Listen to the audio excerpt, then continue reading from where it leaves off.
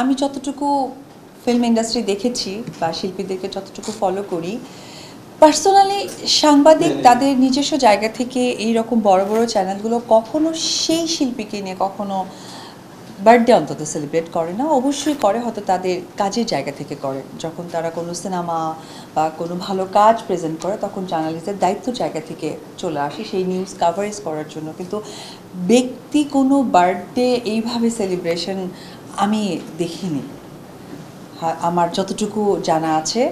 এবং রিনাউন চ্যানেলগুলো এখানে আছে আমাদের Asian TV, art TV, Bangla news, ৭১, Kaler Kantho, the news, channel I, দেশ টিভি, ইন্ডিপেন্ডেন্ট আছে, এই যে কালবেলা আছে, হ্যাঁ হ্যাঁ হ্যাঁ হ্যাঁ। তো এই যে রিনাউন যে চ্যানেলগুলো, আমি জানি চ্যানেলগুলো অনেক মূল্যবান। সেই মূল্যবান জায়গা থেকে তাদের ক্যামেরার একটা পার্ট থাকে, ক্যামেরা পার্সনের পার্ট থাকে, গাড়ির পার্ট থাকে এবং তাদের যে রিপোর্টার থাকে সেটার একটা পার্ট থাকে। আমার যতটুকু জ্ঞান আছে সেই জায়গা থেকে আমি কোনো প্রোগ্রামও করিনি, এই আজকের যে অ্যারেঞ্জমেন্টটা টোটালি কেক থেকে শুরু করে এখানে যে প্লেস থেকে শুরু করে সকলে নিজের জায়গা থেকে এসেছে শুধু আমাকে ভালোবেসে।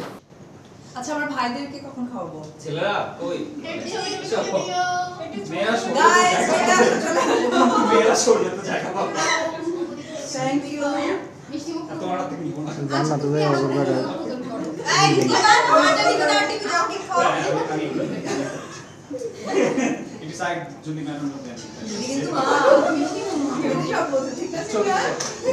না ভাই করো। Thank you. God. Thank you.